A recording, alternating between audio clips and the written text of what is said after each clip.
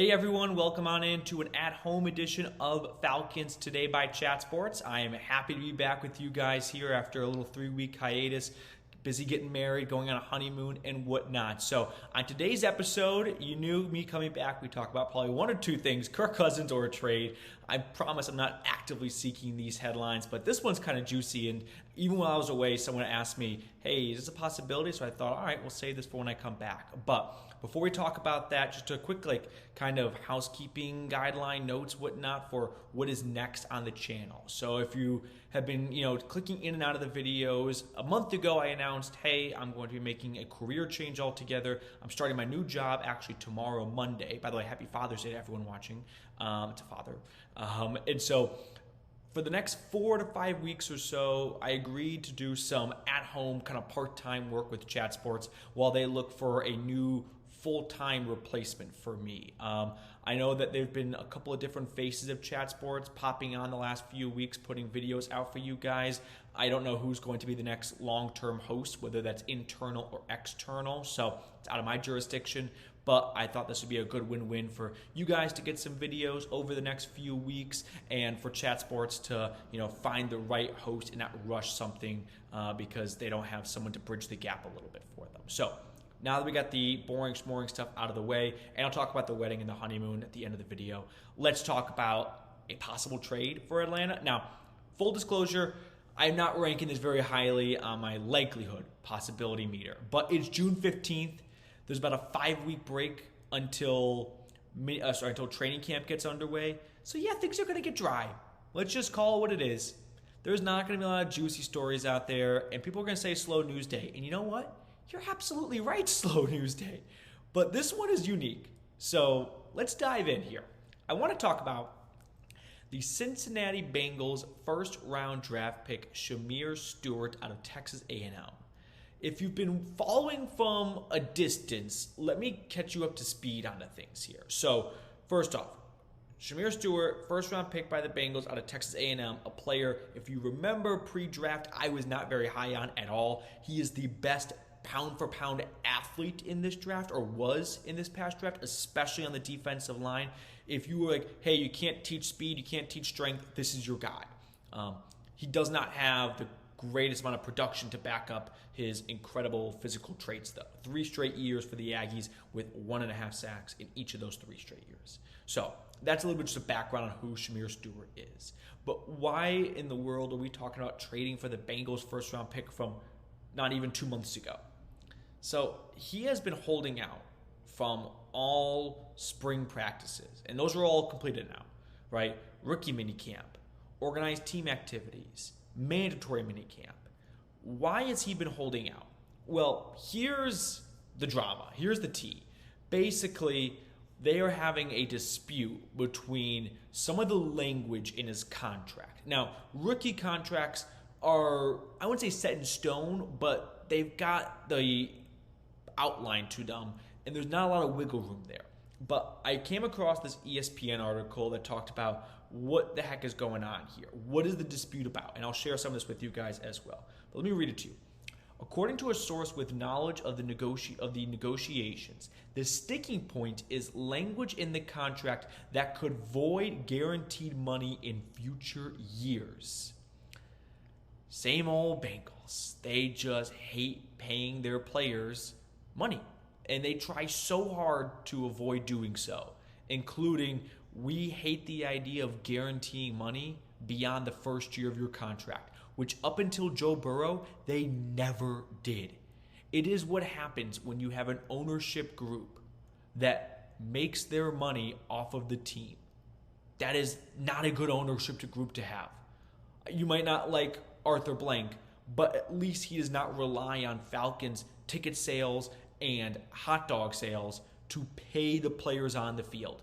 Because if that's the case, you're not going to get a good product on the field. I mean, think about the Bengals really quickly.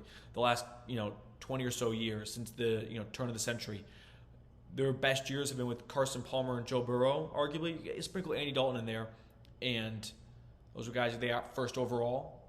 So lucky for them that when they were picking first overall, there was an awesome quarterback to be taken. But anyway, how does Atlanta enter this? It's been 5 minutes. Matthew, hurry up here. Here's where the Falcons, I think, could maybe probe a little bit. Would they be interested in trading for Stewart? Sounds kind of silly, because it is silly, because this is unheard of. Trading for a guy who was just taken first round by another team before the season begins, that's never happened before.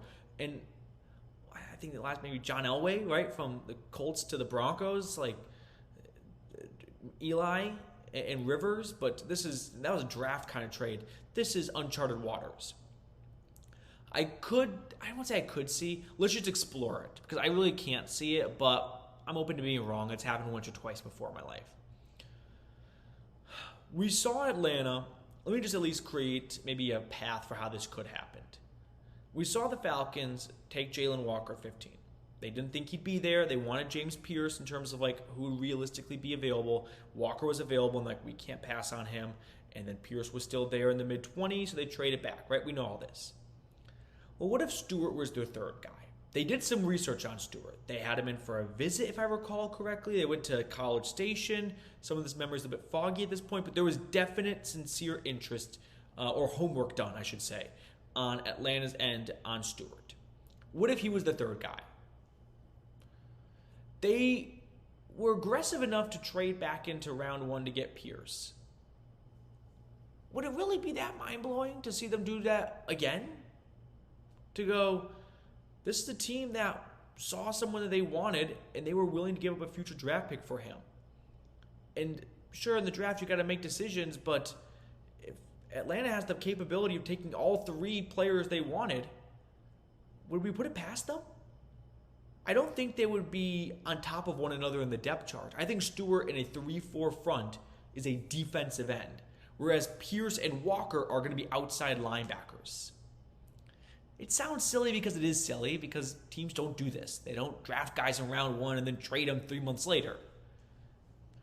But Atlanta has shown an aggressiveness for this year already, trading back into round one to get Pierce. And maybe now they can get the trifecta. They can win all three races, and they can get Stewart as well when they felt like they could only get one of those three. I would like to think Terry Fontenot could be licking his chops right now, thinking, going into the draft, it was these three guys, and we'll see who's there. We'll be lucky if one of those three is there, or we think one will be there. Turns out two were there, and they were like, or all three were there, and well, we're going to go with the guy we didn't think would be there, and then Pierce was still available later on.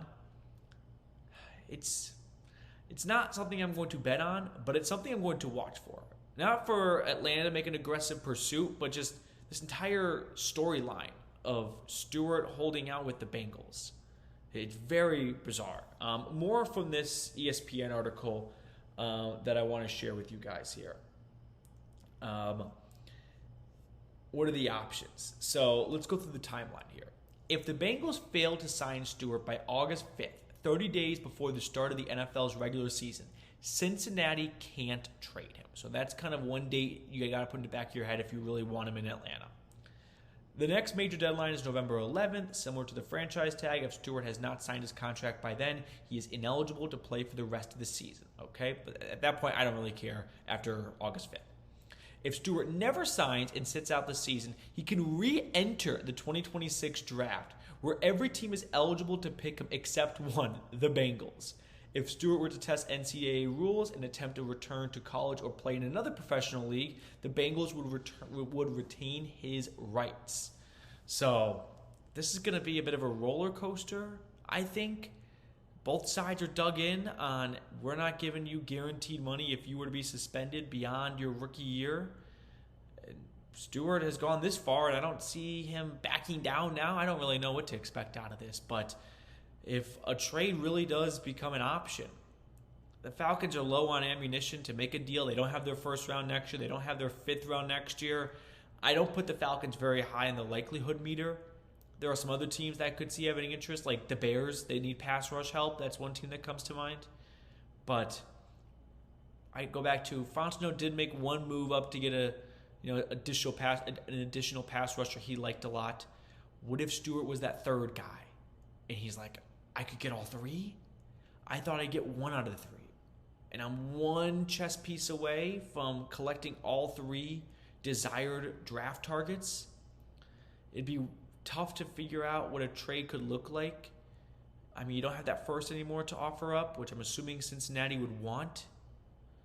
By the way, the Bengals are such an incompetent organization that's just been covered up by, I mean, kudos to them, some good draft picks like, Joe Burrow and Jamar Chase. But the way they run their business is dreadful. But that's that. So we'll watch for it. And hey, you should just be thankful that my first video back from the wedding and honeymoon was not a Kirk Cousins video. All right. We'll probably talk about him later down the road a little bit. So that's going to do it for us. The wedding was awesome, by the way, in case you're wondering. It was a perfect day. Everything went so smoothly. There were no hiccups, nothing like that. We had a blast. It was a ton of fun. And then afterwards, we honeymooned in France. We spent a week in the south of France, went to Monaco, then went to Paris for a couple of nights. So had an absolute incredible time. And happy to be back. It's going to be a fun next month or so of putting videos out from my kitchen while I begin this new job, just to make sure you guys are covered off with your daily Falcons content. So I'll see everyone later. Appreciate everyone for tuning in.